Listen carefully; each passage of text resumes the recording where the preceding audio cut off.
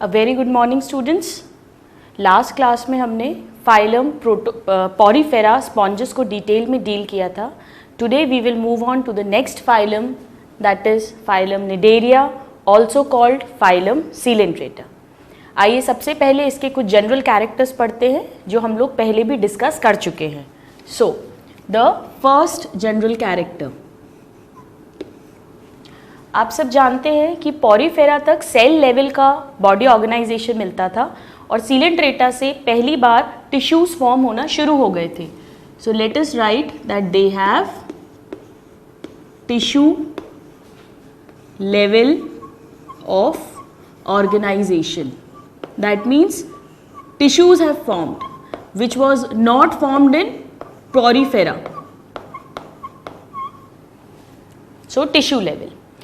Now the next point, ये भी हमने डिटेल में डिस्कस किया था जब हमने मल्टी सेलुलर एनिमल्स का क्लासिफिकेशन के क्राइटेरिया रीड किए थे कि इनमें जो बॉडी प्लान है वो ब्लाइंड सैक बॉडी प्लान है.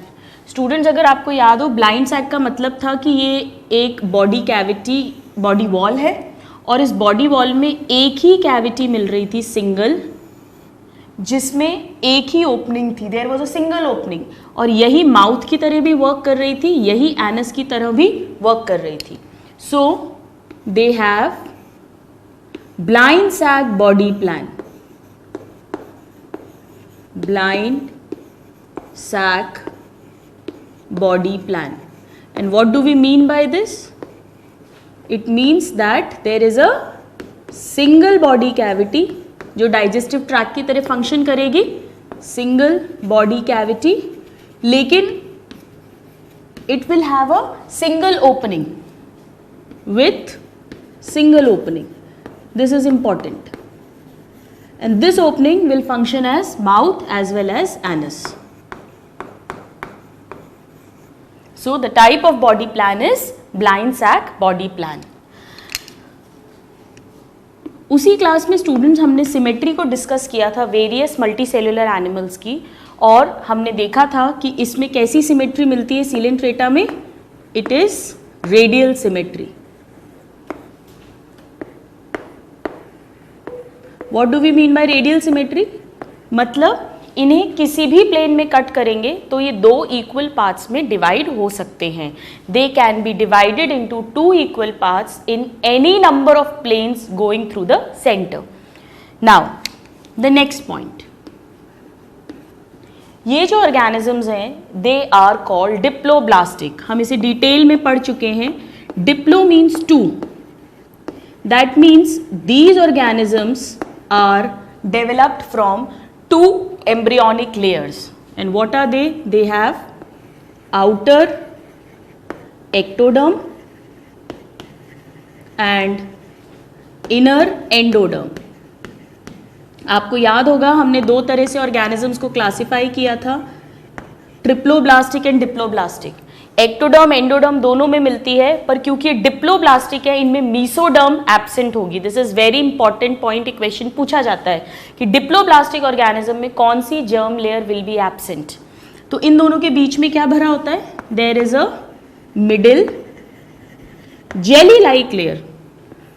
ये सेल की नहीं बनी हुई है, इस पे जेली लाइक सब्सटेंस भरा हुआ है जिसे हमने कहा था mesoglea, not mesoderm. Please note. So they have ectoderm and endoderm. These are the two germ layers present. Now let's talk about the habitat of coelentrates, where they are found. हमने Porifera में देखा था कि सारे पॉरीफेरन्स जो थे sponges वो सब के सब वाटर में मिल रहे थे. ये भी दे ऑल आर एक्वाटिक. और जैसा पॉरीफेरा में रीड किया था कि वो मोस्टली मेराइन थे, they are also mostly marine. वहां भी मैंने आपसे कहा था कि ये मोस्टली वर्ड है, यानी नॉट ऑल. अगर ये मोस्टली मेराइन है that means some will be fresh water. So let's write some fresh water. इसका एग्जाम्पल पूछा जाता है. This is important. The example of fresh water coelenterate is hydra. This is an important question. All right, so hydra is a fresh water coelenterate, and most of them are benign. Now let's talk about some of their common habits. इनमें कई तरीके की habits मिलती हैं, जैसे कुछ coelenterates जो होते हैं वो अकेले रहते हैं, they live their life individually, and some coelenterates form colonies. So on this basis they are of two types. They can be solitary, जैसे कि हाइड्रा, ये अकेला रहता है फ्रेश वाटर में, it does not form colonies, and they can be colonial, that means they form colonies. यहाँ पे students दो एग्जाम्पल्स हमें लर्न करने हैं, they are very important. They are physalia and Obelia. We'll read about these in detail later on in this class. Obelia. So these are the colonial ones and Hydra is a solitary coelenterate. Now coelentrates में एक और बड़ा interesting character मिलता है कि जो colony में रहने वाले coelentrates होते हैं, इनमें जैसे सपोज फाइसेलिया, तो जो फाइसेलिया की कॉलोनी होगी उसमें फाइसेलिया का अपीयरेंस अलग अलग होगा. There will be more than one type of individual in a colony and they will be performing different functions, ताकि वो कॉलोनी को अच्छे से सस्टेन कर पाए. तो ये जो फंक्शन होता है, ये जो फिनोमिना है, it is called polymorphism. This is very important. Polymorphism is seen in coelentrates. Poly means many, morphology means external appearance, so there are more than one kind of individuals. Let us underline this. What it means? It means occurrence of more than one type of individual in colony and performing different functions. Performing different functions. अब इसके examples क्या होंगे? इसके examples वही वाले coelentrates होंगे जो colonial coelentrates है. It is very easy to remember. Polymorphism और कॉलोनियल दोनों के ऑर्गेनिजम्स जो एग्जाम्पल्स हैं ऑर्गेनिजम्स के वो कॉमन होंगे. तो इसका एग्जाम्पल हम लिख देते हैं यहाँ पे. It will be the same one, that is again Physalia and Obelia. All right. So these are some of the general characteristics of coelentrates. आप इसे नोट डाउन करें, फिर हम इसके बारे में कुछ और पढ़ेंगे. Okay students, now let's talk about the body wall of coelentrates. Poriferans में हमने पढ़ा था कि इसकी बॉडी वॉल में 3 लेयर्स होती हैं, लेकिन coelentrates की जो बॉडी वॉल है, body wall, it will have only 2 layers. It is made up of 2 layers. एक जो बाहर की लेयर है उसे कहते हैं एपिडर्मिस. एपिडर्मिस. और ये किससे बनती है? ये जो आउटर जर्म लेयर है which is called ectoderm. It is formed by ectoderm, so you can write that it is ectodermal. और जो सेकेंड लेयर है दैट इज गैस्ट्रोडर्मिस, जो इसकी कैविटी को लाइन करेगी. So it is gastrodermis. और ये किससे बनेगी? जो इनर लेयर है, that is it will be form by endoderm. So it is endodermal in nature और origin. So these are the 2 layers. अब हमने अभी अभी रीड किया था कि ये क्योंकि blind sac body plan follow करते हैं, इसीलिए इनमें कितनी कैविटी मिलेगी? एक single cavity. Okay, so let's write. They have a single cavity. Okay, single body cavity. और इस सिंगल बॉडी कैविटी में कितने ओपनिंग्स होंगे? With a single opening. बिल्कुल ठीक है. So they have a single opening, and इस ओपनिंग को हम क्या कह सकते हैं? माउथ. ये माउथ जो है एक्चुअली एनस की तरह भी काम कर रहा है. ठीक है. ऑलराइट, ये जो सिंगल कैविटी होती है सीलेंट्रेट्स की, इट इज कॉल्ड, प्लीज ध्यान से नोट करें, it is called coelenteron. Let us write it down, coelenteron. इसीलिए इन्हें पहले नाम दिया गया था Coelenterata, because of the presence of coelenteron, that is a single body cavity with a single opening, but this was an old name.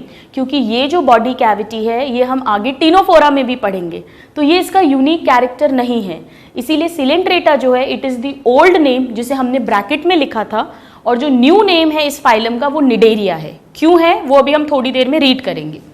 ये जो सीलेंट्रॉन है ये दो काम कर रही है. एक तो ये गैस्ट्रिक कैविटी की तरह एक्ट करेगी, यानी इसके अंदर डाइजेशन होगा, और दूसरा ये मटेरियल का सर्कुलेशन में भी हेल्प करेगी. So this is also called gastro because it is helping in digestion, and since it is helping in circulation it is also called vascular. So it is called gastro vascular cavity. Coelenteron का other name gastrovascular cavity और coelenteron. But this is not a unique character of coelenterates, क्योंकि ये Ctenophora में भी हम लिखने वाले हैं एज इट इज लाइन. इस कैविटी की सिंगल ओपनिंग माउथ है, और ये जो माउथ है ये इनमें एक उभार होता है, एक एलिवेटेड स्ट्रक्चर होता है जिसके ऊपर ये छेद ओपनिंग प्रेजेंट होती है, उस स्ट्रक्चर को कहते हैं. सो it is situated on hypostome. किसके ऊपर सिचुएटेड है? हाइपोस्टोम. ये जो हाइपोस्टोम है this is also not a unique character, क्योंकि हाइपोस्टोम को हम वापस टीनोफोरा में फिर रीड करेंगे. तो अभी तक हमने सीलेंट्रेटा का कोई भी यूनिक कैरेक्टर नहीं पढ़ा है. यूनिक कैरेक्टर मतलब जो सिर्फ और सिर्फ इसी फाइलम में मिलता है. अब ये जो हाइपोस्टोम होता है this is always, please mind, hypostome always surrounded by, इसके चारों तरफ हमेशा एक कई सारे थिन इलास्टिक टाइप के धागे जैसे स्ट्रक्चर्स निकले रहते हैं जिन्हें हम कहते हैं tentacles. So hypostome is always surrounded by tentacles. Okay, this is a very important question कि टेंटिकल्स कहाँ मिलते हैं? हाइपोस्टोम के चारों तरफ मिलते हैं. ओके, नाउ ये जो सीलेंट्रेट्स हैं ये दो फॉर्म्स में मिलते हैं. अगर आपने नोटिस किया हो, अभी तक हमने ये बात नहीं करी है, हमने पॉरीफेरा में पढ़ा था कि वो सीडेंट्री हैं, that is they do not show locomotion, they do not move, वो किसी भी एक अंडर वाटर ऑब्जेक्ट के ऊपर फिक्स होके रहते हैं. जबकि जो सीलेंट्रेट्स हैं ये दो तरीके के हो सकते हैं, they can show two forms. Let us write about those forms. So they show two body forms. कैसे कैसे हो सकते हैं ये? Let us draw diagram first. कुछ जो सीलेंट्रेट्स होते हैं वो सीडेंट्री होते हैं, that means they are fixed, कुछ इस तरह से.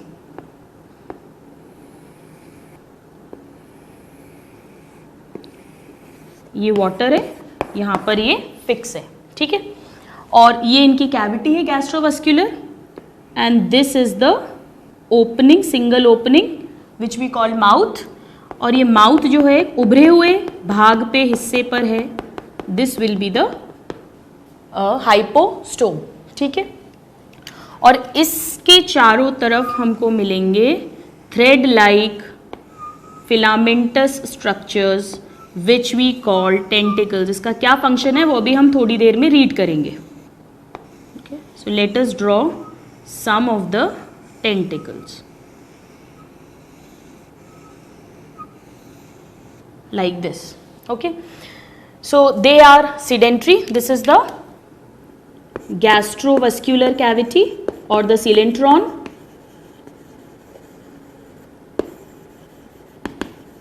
These are the tentacles. This is the mouth, which is also acting as anus, and this elevated portion is the hypostome surrounded by tentacles. Okay, तो ये जो sedentary form है इसे कहते हैं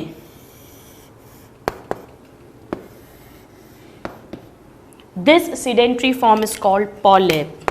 तो हमने जो डायग्राम ड्रॉ किया है वो क्या है, वो एक पॉलिप है। Late us write down, this is a polyp. Polyp का मतलब it will always be sedentary, that means it will be fixed to a substratum, so it is sedentary form number 1। अगर आप देखें तो इसका शेप कैसा है, cylindrical, so it is cylindrical। और पॉलिप्स जो होते हैं ये सेक्सुअली भी रिप्रोड्यूस कर सकते हैं बाय फॉर्मेशन ऑफ गैमीट्स और एसेक्सुअली भी रिप्रोड्यूस करते हैं, so they are both asexual and sexual forms. इसका टिपिकल एग्जाम्पल जो हमें लर्न होना चाहिए दैट इज हाइड्रा, जो हमने पढ़ा था, it is a fresh water polyp, hydra. Alright, now coming to the next kind. Next kind कैसा होता है, आइए इसका एक डायग्राम बनाते हैं हम यहाँ पे। It will be something like this, okay. ये इसका माउथ है, उल्टा माउथ है नीचे, and it is surrounded by these tentacles, okay.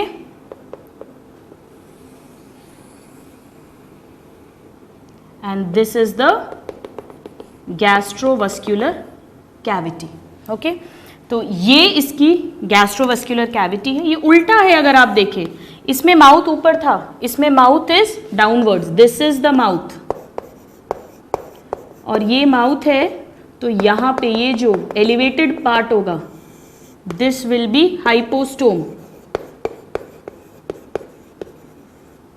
सब चीजें अपसाइड डाउन हो गई हैं, और ये जो स्ट्रक्चर है दिस इज टेंटिकल, ओके। तो अगर आप गौर से देखें तो ये सिलेंडर की तरह दिख रहा है और इसमें सारा स्ट्रक्चरली सेम है, लेकिन सब कुछ अपसाइड डाउन हो गया, ये एक छाते की तरह दिख रहा है, it is looking like an umbrella. और ये वाला जो फॉर्म है ये हमेशा फ्री फ्लोटिंग होते हैं, they are not sedentary and they are called medusa. Medusa is singular and medusae is plural, so they are called medusa. तो क्वेश्चन आता है, what is medusa? They are the free floating forms of coelenterates, free floating, alright. ये cylindrical shape थे, ये कैसे होंगे? They will be umbrella like, umbrella shaped, umbrella shaped. ये asexual sexual दोनों रिप्रोडक्शन शो करते हैं, जबकि medusae only sexual reproduction show करते हैं। This is very important, only sexual forms. आपने अगर मूवीज में, अंडर वाटर एनिमेशन मूवीज में देखा होगा, तो जो जेली फिश होती है, उल्टा ऐसे, बिल्कुल ऐसा लगता है जैसे ऊपर से छाता है कोई, और वो पानी में फ्लोट करती रहती हैं, वो इसका टिपिकल एग्जाम्पल है। So the example is the jellyfish. Now these are very important from question point of view. Question आता है type of reproduction in polyp is, अगर both आंसर दिया है तो हम both लगाएंगे, all right, जबकि medusa में it is only sexual form. So this is a medusa that we have drawn. ये हमने jellyfish को draw किया है, this is a medusa. Okay, now यहाँ पे स्टूडेंट्स में अब एक स्ट्रक्चर ड्रॉ कर रही हूँ जो बहुत इंपॉर्टेंट है, जो सीलेंट्रेट्स का यूनिक कैरेक्टर है। अभी तक हमने कोई भी यूनिक कैरेक्टर नहीं पढ़ा है इसका। I am drawing it here. पूरी बॉडी की वॉल पे या सरफेस पे मैं ये एक स्ट्रक्चर बना रही हूँ। ये एक तरह के सेल्स हैं, ओके, और मैं इन्हें बना रही हूँ टेंटिकल्स के ऊपर।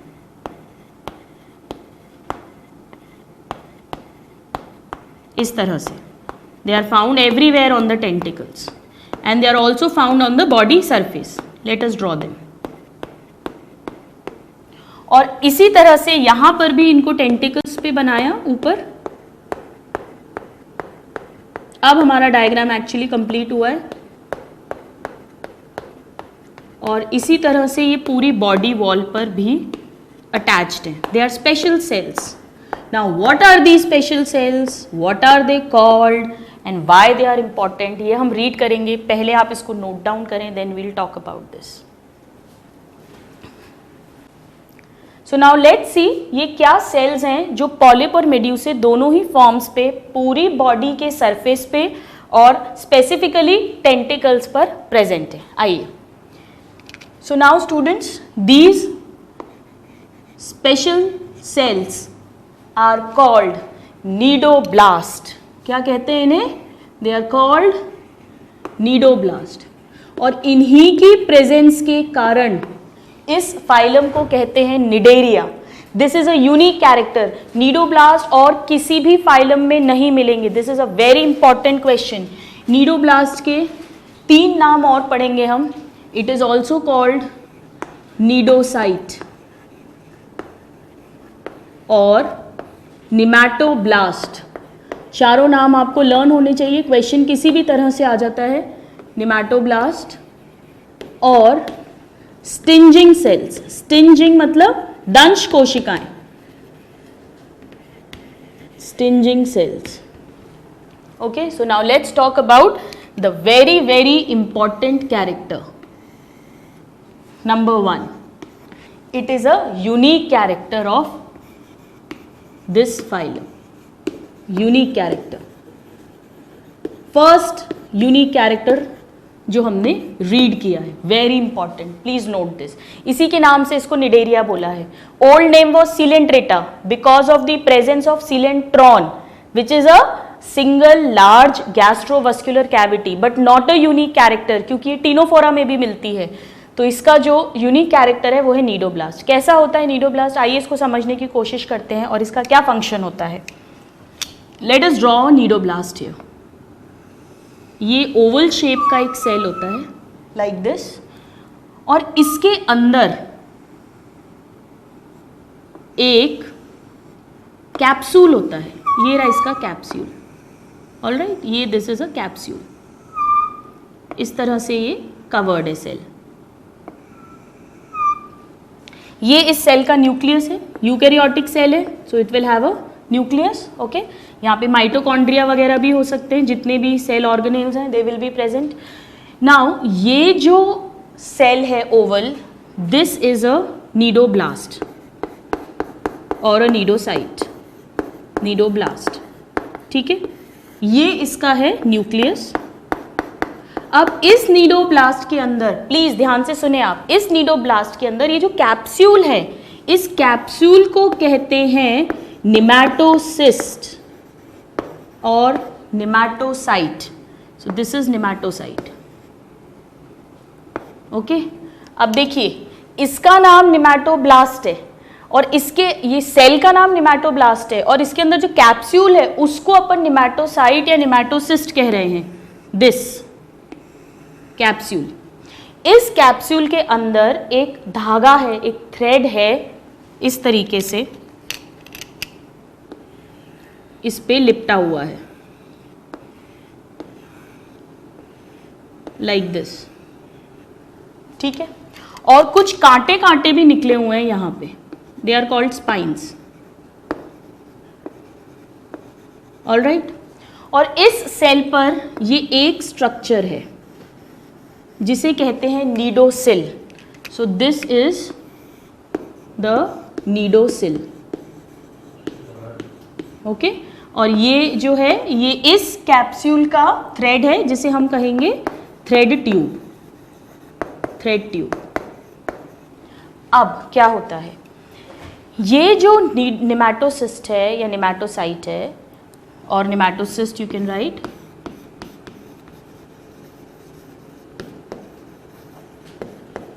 इसके अंदर एक जहरीला टॉक्सिक पॉइजन फील्ड है. ये जो पॉइजन है इसको हिप्नोटॉक्सिन बोलते हैं. ठीक है, और ये जो नीडोसिल नाम का स्ट्रक्चर है ये टच सेंसिटिव है. नाउ व्हाट हैपन्स, जैसे ही कोई भी दूसरा एनिमल इस सीलेंट्रेटा को अटैक करने के लिए आएगा। और ये जो सारे नीडोब्लास्ट हैं ये कहाँ पर प्रेजेंट है, ये टेंटिकल्स पे और पूरी बॉडी की सरफेस पे प्रेजेंट है। तो जैसे ही वो एनिमल इसकी नीडोसिल को टच करेगा और जैसे ही ये टच होगा तो ये टच सेंसिटिव है, ये उन सिग्नल्स को निमैटोसिस्ट के पास भेजेगा और ये जो निमैटोसिस्ट है ये इस थ्रेड ट्यूब को बाहर की तरफ फेंकेगी, इट विल एक्सक्रूड इट आउट। और बाहर की तरफ फेंकने पर इसके अंदर जो हिप्नोटॉक्सिन पॉइजनस फ्लूइड भरा हुआ है वो उस ऑर्गेनिज्म के अंदर इंजेक्ट हो जाएगा और उसको पैरालाइज कर देगा। इस तरह से ये अपना बचाव करते हैं, डिफेंस करते हैं। प्लस अगर इसको शिकार करना है तो ये क्या करेगा, जो भी प्रे है, जो भी इसका शिकार है उसके पास जाएगा और उसको ये नीडोसिल से टच करेगा। नीडोसिल के टच होते ही ये थ्रेड ट्यूब जो है ये बाहर प्रोट्रूड आउट होगा और बाहर प्रोट्रूड होते ही उस प्रे के, उस शिकार के अंदर वो जहरीला हिप्नोटॉक्सिन इंजेक्ट हो जाएगा, वो पैरालाइज हो जाएगा और फिर ये उसको अपने माउथ के थ्रू बॉडी के अंदर ले लेगा। तो ये इसके बचाव यानी डिफेंस में भी हेल्प कर रहे हैं और इसके शिकार यानी आक्रमण ऑफेंस में भी हेल्प कर रहे हैं। So now what happens, late us draw it here again. What will happen,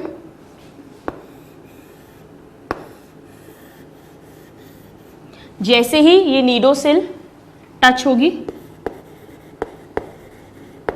नीडोसिल touched, बहुत जल्दी मतलब विद इन 0.05 सेकेंड्स में ही किस तरह से ये स्ट्रिंग को प्रोट्रूड आउट करेगा।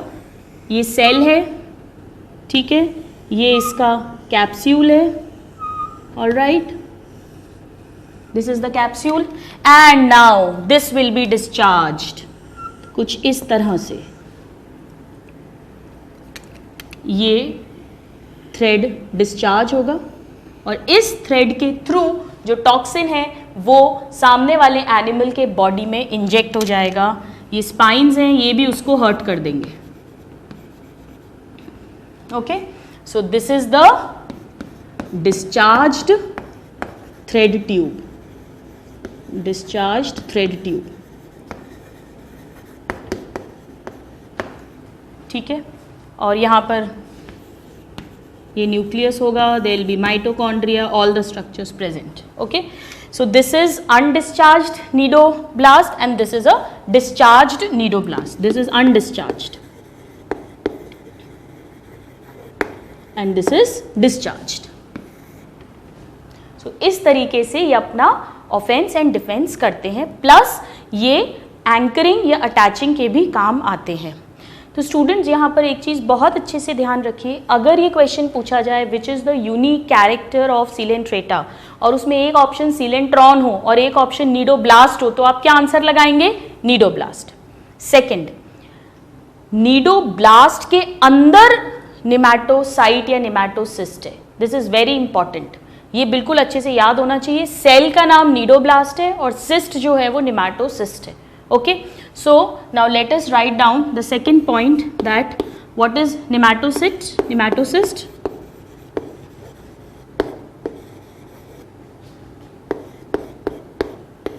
It is a stinging capsule, stinging capsule, और इसमें क्या filled है, it is filled with poisonous hypnotoxin. ये क्वेश्चन आता है कि किस टाइप का टॉक्सिन है, सो इट इज हिप्नोटॉक्सिन।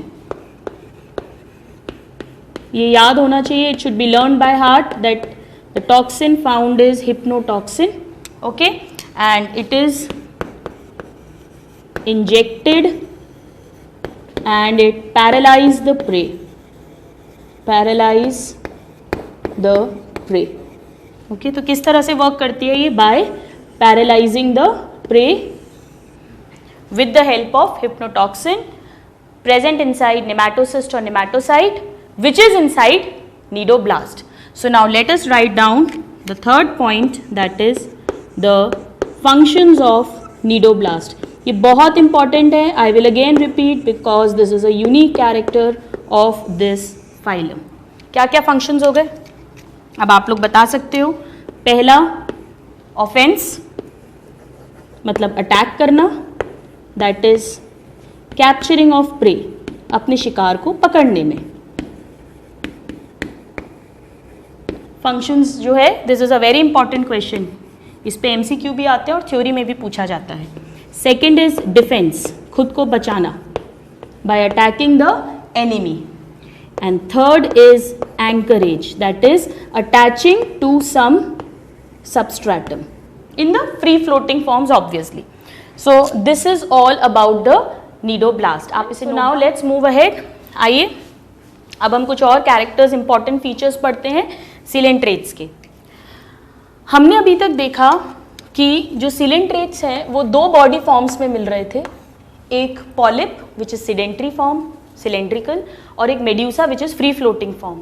लेकिन कुछ सिलेंट्रेट्स ऐसे होते हैं जिनमें एक जनरेशन पॉलिप बनती है, अगली जनरेशन मेड्यूसा, फिर अगली जनरेशन पॉलिप, फिर अगली जनरेशन मेड्यूसा, यानी उनमें ऑल्टरनेशन ऑफ जनरेशन मिलता है.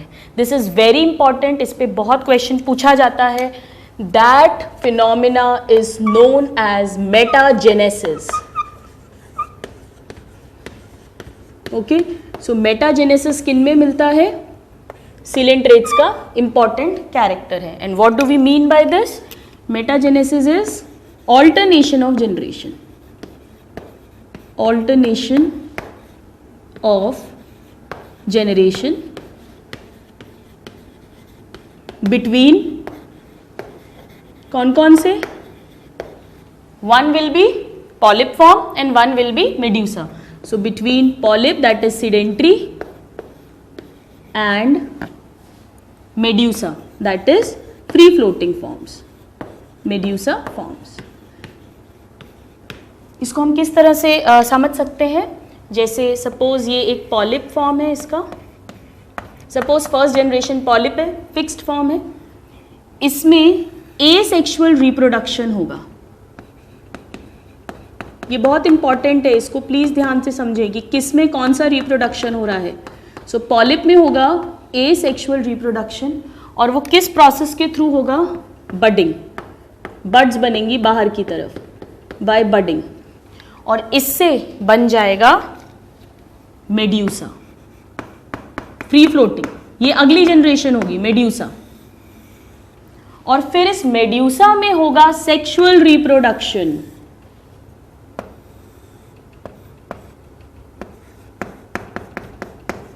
Sexual reproduction, that is there will be formation of gametes and then fertilization.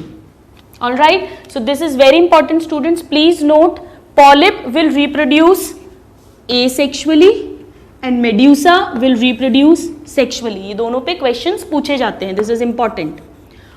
This is called metagenesis and इसका example very very important. एक एग्जाम्पल हमको लर्न करना है जो कॉलोनियल भी था, जो पॉलीमॉर्फिज्म शो कर रहा था, दैट इज ओबेलिया. ये आप लोगों को बिल्कुल रटा होना चाहिए कि in Obelia metagenesis is found, that is alternation of generation. Polyp will reproduce asexually to form medusa and medusa will reproduce sexually to form polyp. Alright, so this is another very important feature of coelenterates. Now let's move on to the some other important features, जैसे कि इनमें digestion किस तरह से होता है. हमने Porifera में पढ़ा था स्टूडेंट्स कि उसमें जो डाइजेशन था वो कॉलर सेल्स के अंदर हो रहा था, यानी इंट्रा सेल्यूलर हो रहा था, जबकि सिलेंट्रेट्स में it is partly extra cellular यानी कैविटी के अंदर, and partly intra cellular, that is inside the gastrodermal cells. So it is partly extra cellular, पहले एक्स्ट्रा सेल्यूलर होता है कैविटी के अंदर, एंड पार्टली इंट्रासेल्यूलर, इंट्रासेल्यूलर यानी सेल्स के अंदर होगा. और ये कौन से सेल्स हैं? दे आर गैस्ट्रोडर्मल सेल्स, जो इसकी इनर लेयर में मिलेंगे, gastrodermal cells. Okay, so this should be very clear कि इसमें दोनों तरह से हो रहा है, intra and extra, which is a differentiating point from the poriferans. Now let's talk about the respiration and excretion. इसमें बहुत सिंपल respiration and excretion होता है, जैसा हम प्रोटोजोआ में पढ़ते थे, सिंपल बॉडी सरफेस के थ्रू सिंपल डिफ्यूजन से यानी बॉडी के अंदर CO2 ज़्यादा है तो वो बाहर चली जाएगी वाटर में O2 ज़्यादा है तो वो अंदर आ जाएगी. सो रेस्पिरेशन एंड एक्सक्रीशन, हम इसे साथ ही लिख देते हैं दोनों पॉइंट्स को, एंड एक्सक्रीशन. और इसका मेन एक्सक्रीटरी प्रोडक्ट क्या होती है? अमोनिया. दिस इज इंपॉर्टेंट, ये पूछते हैं. सो respiration and excretion of ammonia किस तरह से होता है? By simple diffusion. That means from higher concentration to lower concentration, by simple diffusion through body surface. Body surface. All right. So these are the methods of digestion, respiration and excretion. Now we come to a very important character, क्योंकि ये बहुत question पूछा जाता है. मैं इसको circle कर देती हूँ एंड स्टार भी लगा देती हूँ. ये वो पहला फाइलम है जहाँ पे सबसे पहले नर्व सेल्स यानी neurons and muscle cells originated. So nerve cells and muscle cells originated first in this phylum. It's a very common question, I am again repeating. पूछा जाता है कि सबसे पहले ये दोनों सेल्स किस फाइलम में बने थे? इन निडेरिया. इसमें जो नर्व सेल्स होते हैं वो ऑर्गेनाइज होके एक प्रिमिटिव टाइप का नर्वस सिस्टम बनाते हैं, जिसमें ये नर्व सेल्स इंटरकनेक्टेड होके एक नर्व सेल्स का जाल बना लेते हैं, जिसे हम बोलते हैं नर्व नेट. ओके, ये हाइड्रा में इस तरह से प्रेजेंट करते हैं. So they form a nerve net in Hydra which is a primitive type of nervous system. इतना एडवांस नहीं है हमारी तरह, but yes this question is important. पूछा जाता है कि प्रिमिटिव नर्वस सिस्टम किस में ओरिजिनेट हुआ था. All right. इसी तरह से इसमें कुछ सेंस ऑर्गन्स भी डेवलप होना स्टार्ट हो गए थे, जो कि पहली बार इसी फाइलम में दिखे थे. सो सम सेंस ऑर्गन्स जिन्हें स्टैटोसिस्ट बोलते हैं, ये इनकी बैलेंसिंग में हेल्प करते हैं फ्री फ्लोटिंग फॉर्म्स में. स्टैटोसिस्ट ये आगे जाके हायर फाइलम्स में भी मिलते हैं. They also first originated. All right.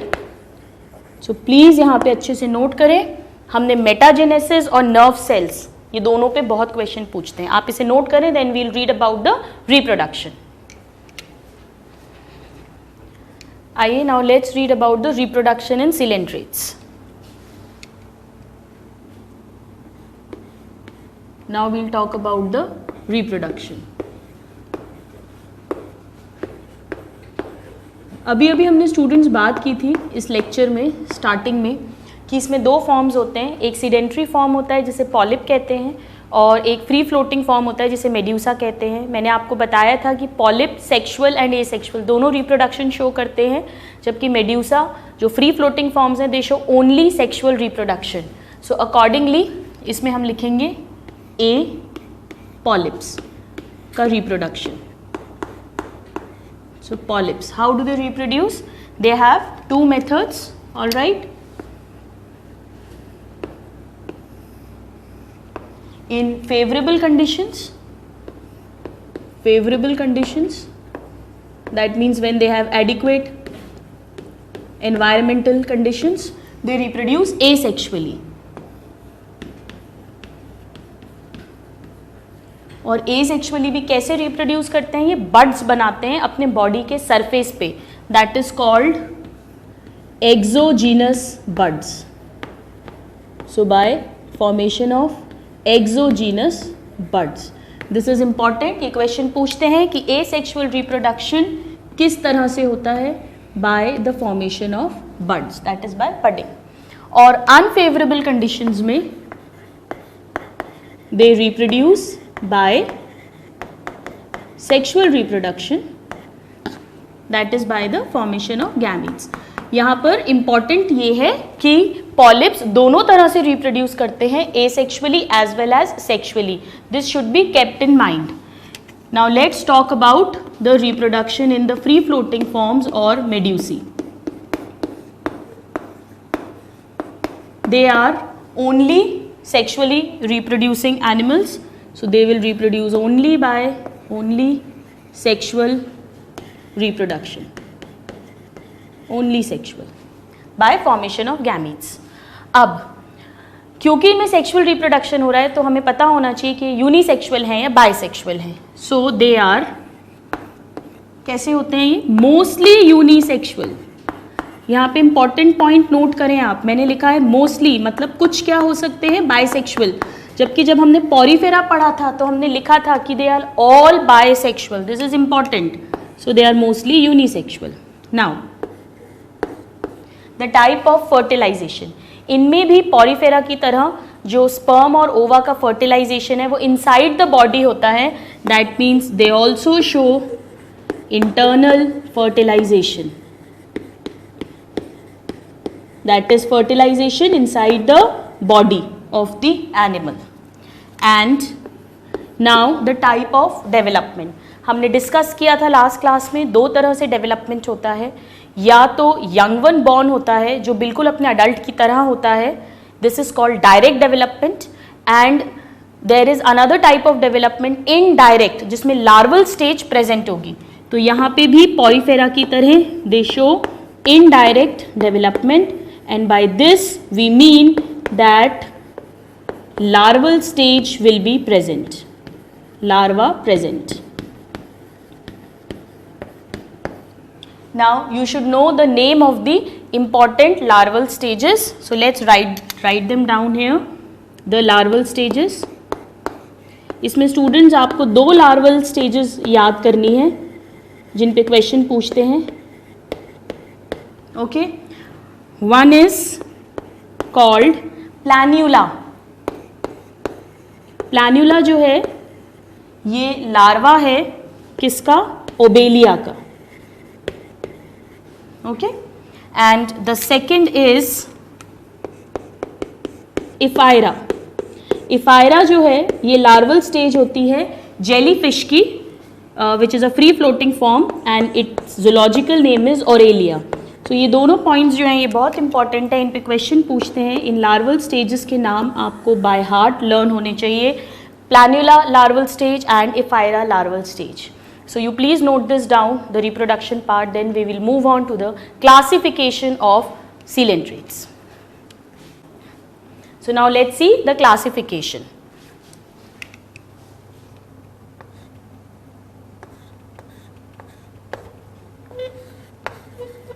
इन्हें जो क्लासिफाई करते हैं वो सबसे पहले हमें ये पता होना चाहिए कि किस बेसिस पे करते हैं.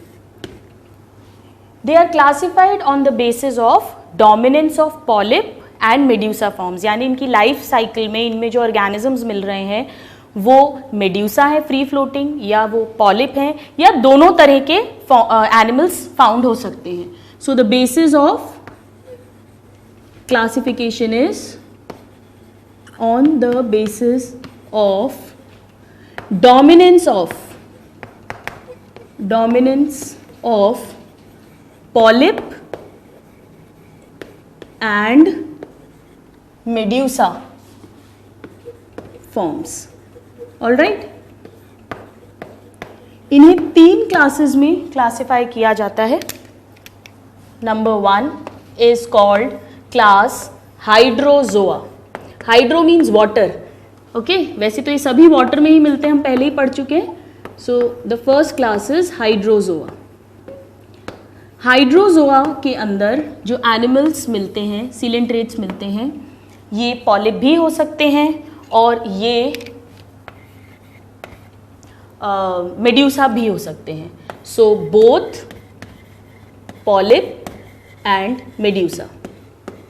नाउ जो इस क्लास के मेंबर्स हैं वो फ्रेश वाटर में भी मिल सकते हैं और मेराइन वाटर में भी मिल सकते हैं.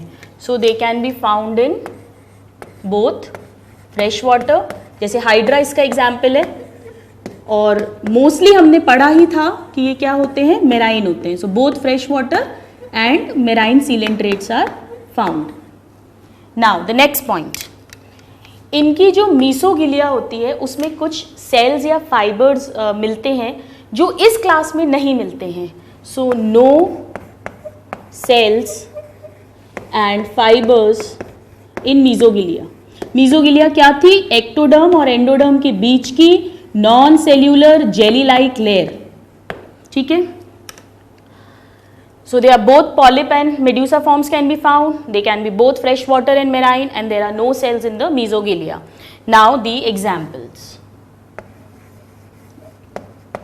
Now examples are very important students. इस क्लास के एंड में हालांकि हम एक ट्रिक पढ़ेंगे जिसमें हम इन एग्जाम्पल्स को लर्न करने की कोशिश करेंगे, but still the examples I will again repeat are very very important. आपको पता होना चाहिए कौन सा ऑर्गेनिज्म कौन सी क्लास में आता है और उसका कॉमन नेम क्या है और उसकी इंपॉर्टेंट कैरेक्टर अगर हम कोई रीड करेंगे तो वो हमें पता होना चाहिए.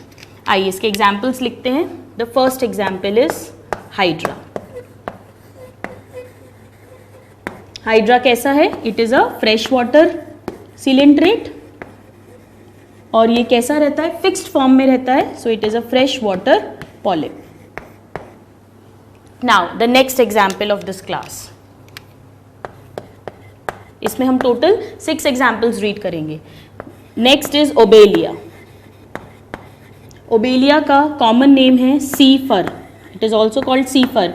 ये जो कॉमन नेम्स दिए गए हैं स्टूडेंट्स, ये इनको इनके एक्सटर्नल अपीयरेंस के बेस पर दिए जाते हैं. ओबेलिया के कुछ इंपॉर्टेंट कैरेक्टर्स हैं, जैसे ओबेलिया कॉलोनियल है, हमने रीड किया था. ओबेलिया पॉलीमॉर्फिक है, ये भी हम पढ़ चुके हैं. More than one type of individual. और ओबेलिया में ऑल्टरनेशन ऑफ जनरेशन मिलता है, यानी इट शोज मेटाजेनेसिस. ये all the 3 characters it should be learn by heart. और ओबेलिया की हमने लार्वल स्टेज भी पढ़ी थी which was planula. Now the third is called Physalia. आपको अगर याद हो इसी लेक्चर में हमने कहा था, इसके एग्जाम्पल्स रीड करे थे कॉलोनियल एंड पॉलीमॉर्फिक में. फाइसेलिया का कॉमन नेम बहुत इंपॉर्टेंट है, बहुत पूछा जाता है. इसे कहते हैं Portuguese man of war. Actually जब सेकेंड वर्ल्ड वॉर हो रहा था तो उस समय अपने आप को बचाने के लिए जो पोर्चुगल सोल्जर्स थे वो अपने सर पर एक टोपी पहनते थे, you know something like this, ऐसा कुछ कैप जैसा. इसका स्ट्रक्चर ऐसे ही रहता है और फिर यहाँ पे इसके टेंटिकल्स रहते हैं लाइक दिस. सो अपीयरेंस के कारण इसे पोर्चुगीज मैन ऑफ वॉर बोलते हैं. वेरी वेरी इंपॉर्टेंट, इस पर बहुत क्वेश्चन आता है. This is also colonial, polymorphic, coelenterate. Metagenesis ये नहीं शो कर रहा है. Okay, now the fourth example. Fourth example को कहते हैं पॉर्पिटा. It is पॉर्पिटा. पॉर्पिटा का दूसरा नाम होता है blue button jelly. Blue button jelly. ये भी कॉलोनीज में रहते हैं. They are also colonial. और जितने भी कॉलोनीज वाले हम पढ़ेंगे वो क्या हो जाएंगे automatically? They will be polymorphic. Now the next example is Vellala.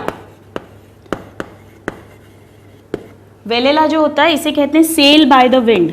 इनके अंदर एयर भरी रहती है, गैस भर जाती है और विंड के थ्रू ये एक जगह से दूसरे जगह चले जाते हैं. So they are called sail by the wind. They are also colonial. They are also polymorphic. Now the last example of this class is called Millepora. Millepora इसे कहते हैं hydroid coral. So these are the 6 examples of the first class Hydrozoa. आप इसे note down करें, then we'll move on to the second class. Now let's see the second class.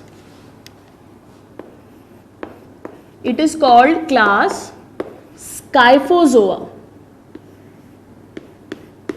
स्काइफो मतलब cup. इसके जो organisms हैं वो कप शेप दिखते हैं, इसीलिए इस क्लास को बोलते हैं क्लास स्काइफोजोआ. ठीक है. फर्स्ट क्लास में हमने देखा था कि इसके जितने भी फॉर्म्स थे वो पॉलिप या मेड्यूसे दोनों हो सकते हैं, बट इसके जो फॉर्म्स हैं they are only medusae. So only medusae forms. Now the next character.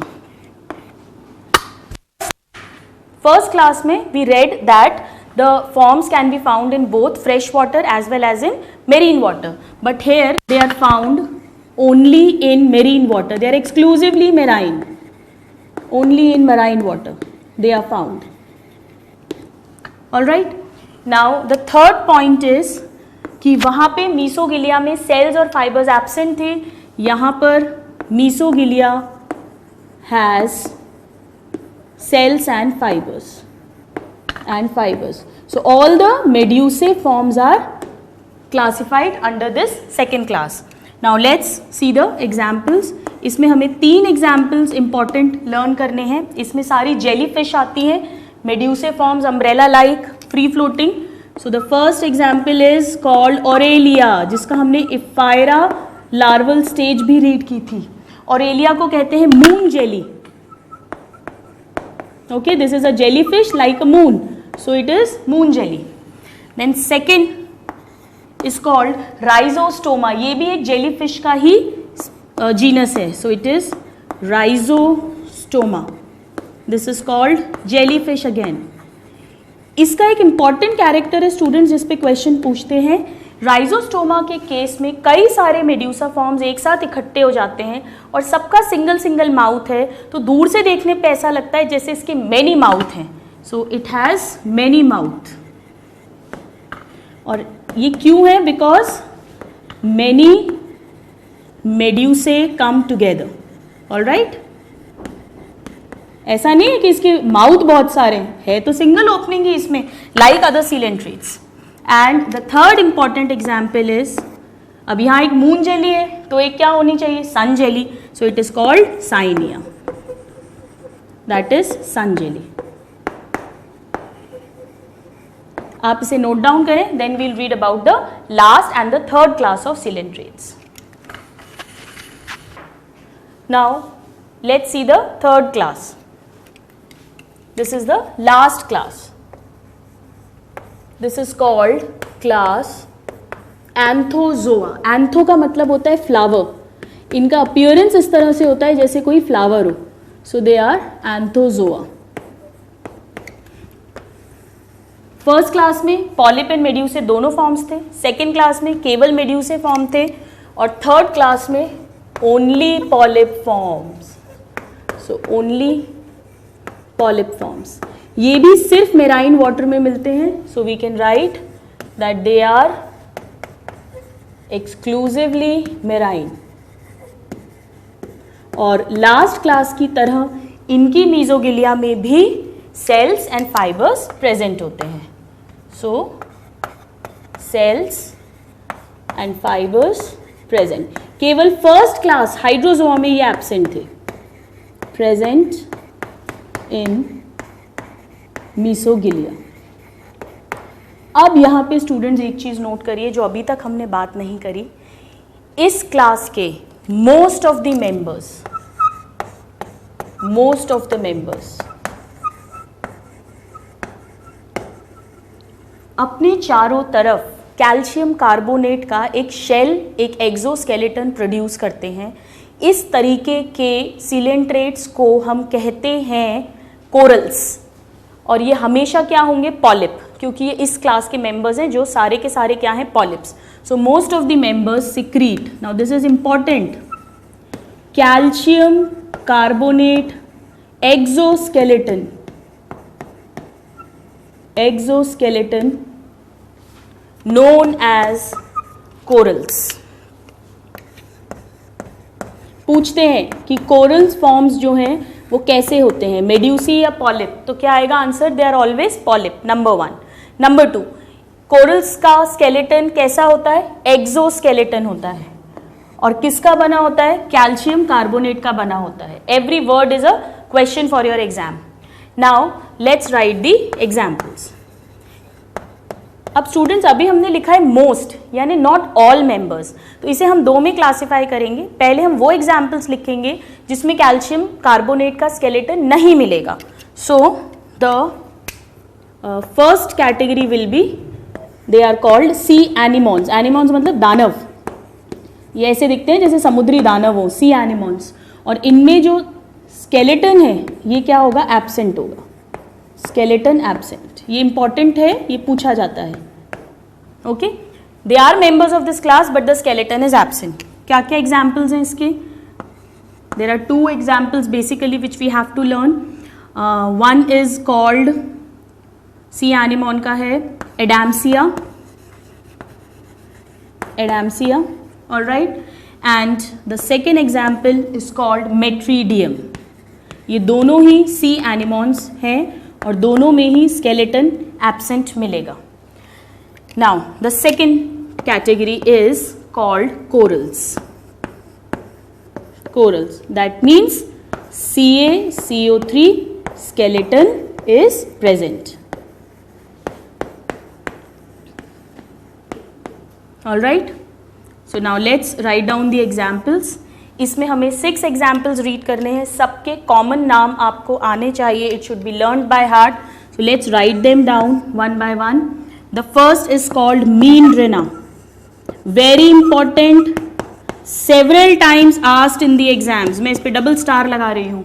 Meandrina जो है इसे कहते हैं ब्रेन कोरल, क्योंकि इसका जो अपीयरेंस है वो हमारे सेरिब्रम की तरह होता है. So it is called brain coral.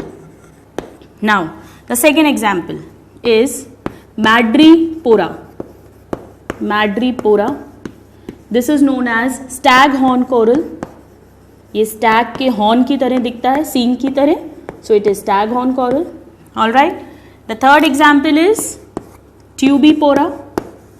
ये एक पाइप की तरह दिखता है, इसे कहते हैं organ pipe coral. Pipe coral, common names बहुत इंपॉर्टेंट है, इन पे डायरेक्ट क्वेश्चंस पूछे जाते हैं. Now the fourth is called Meandrina, Madrepora, Tubipora. It is called Corallium. Corallium rubrum. ये बड़ा इंटरेस्टिंग है, इसे कहते हैं रेड कोरल. आप लोग ने अगर कभी अपनी जन्मपत्री, अपनी हॉरोस्कोप दिखाई हो तो तरह तरह के स्टोन्स, प्रेशियस जेम्स, जो एस्ट्रोलॉजर है, ज्योतिष है, वो हमें पहनने को बताता है. जिसमें से एक स्टोन होता है जिसे मूंगा कहते हैं. वो मूंगा एक्चुअली कोरेलियम रूब्रम का जो स्केलेटन है, जो शेल है, वही होता है. अंदर का सिलिंड्रेट तो डाई हो जाता है. सो दिस इज मूंगा. ये क्वेश्चन पूछते हैं कि व्हाट इज मूंगा? मूंगा is the exoskeleton of Corallium rubrum. This is important. It is a precious stone. एक रत्न की तरह काम आता है ये. Now the next example is called Gorgonia. ये बिल्कुल पंखे की तरह दिखता है, तो इसे कहते हैं sea fan. And last but not the least important is Pennatula. इसके नाम से ही समझ में आ रहा है, पिनाट्यूला, पेन. ये पेन की तरह दिखता है, so it is called sea pen. या फेदर की तरह दिखता है, so it is called sea feather. All right. So these are the various examples of the last class anthozoa which also have corals. यहाँ पे स्टूडेंट्स हम लोग एक छोटा सा नोट लिख रहे हैं जिसपे क्वेश्चन कभी कभी बनता है, and that is, let's, I am writing it down here, note. ये जो कोरल फॉर्म्स होते हैं, ये इनका जो सिलिंड्रेट है वो तो डाई हो जाता है, और ये ओशियंस में, शैलो सीज में बड़ी बड़ी चट्टानें बना लेते हैं. दैट वॉल और rocks of corals are called coral reef. So question पूछते हैं that what is coral reef? What it is? ये इनकी चट्टानें हैं. So they are the rocks और वॉल्स ऑफ कोरल्स. इसका एक एग्जाम्पल हमें आना चाहिए, that is the Great Barrier Reef of Australia. So it is the Great Barrier Reef of Australia. Australia में, ओशियन में ये रीफ या इसकी चट्टान पाई जाती है. You should just know this much about the coral reef. There are various other kinds also which is not up to your course level. Okay?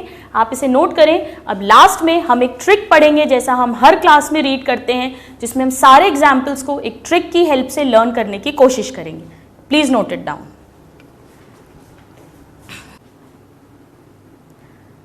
Okay, all right students, now at the end as we do in all our classes, आइए हम लोग एक trick learn करते हैं इन तीनों classes के सारे examples को लर्न करने के लिए.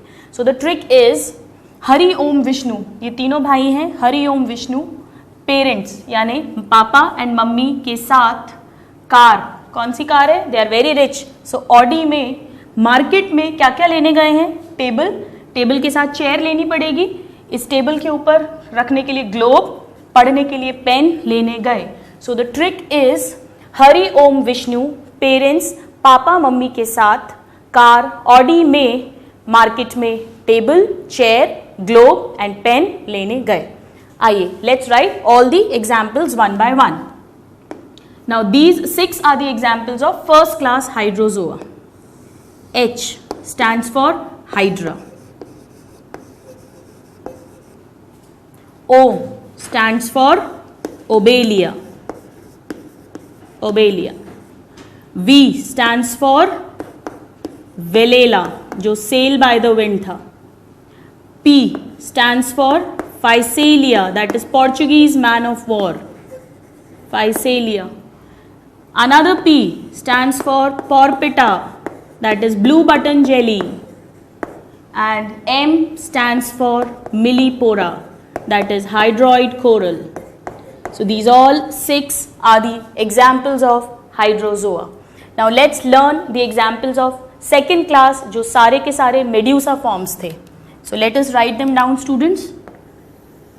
C stands for Cyanea, that is sun jelly.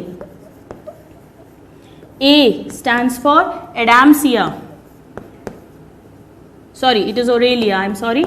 Adamsia नीचे आएगा. Aurelia, and Aurelia is a moon jelly. So sun jelly, moon jelly, and R is for Rhizostoma, that is jellyfish.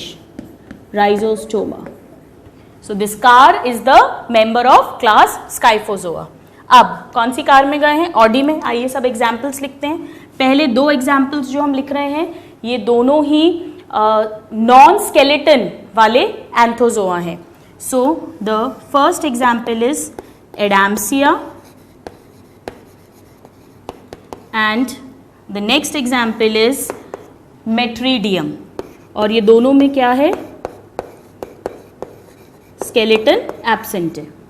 Now the next example, M stands for Meandrina, which is brain coral, जो मैंने आपको double star लगवाया था. The next M stands for Madrepora, that is staghorn coral. Madrepora. T stands for Tubipora, that is organ pipe, tube की तरह जो दिखता है. ये सब corals हैं, यानी ये CaCO3 skeleton को secrete करेंगे. Now C, chair. This stands for Tubipora. C stands for okay, let's write this first. This is Gorgonia. Okay, this is Gorgonia and this is Pennatula. Pennatula is C pen और C feather. यहाँ पर हम एक भूल रहे हैं students, हमारा सबसे इम्पॉर्टेंट Corallium rubrum, जिसे मूंगा कहते हैं. So this is Corallium rubrum. Okay, ये बहुत मुश्किल होते हैं याद करना. देखिए मैं खुद ही अभी भूल गई थी, इसलिए इट इज़ वेरी इंपॉर्टेंट कि आप ये ट्रिक्स लर्न करें और ट्रिक्स के साथ इन एग्जाम्पल्स को लर्न करें. So this is the trick. Hari Om Vishnu. Parents पापा मम्मी के साथ कार ऑडी में मार्केट में table, chair, globe and pen लेने गए. So with this we have completed our second phylum, that is coelenterata और निडेरिया. नेक्स्ट क्लास में हम लोग नेक्स्ट फाइलम रीड करेंगे, which is phylum ctenophora. Till then, happy learning and have a good day. Thank you.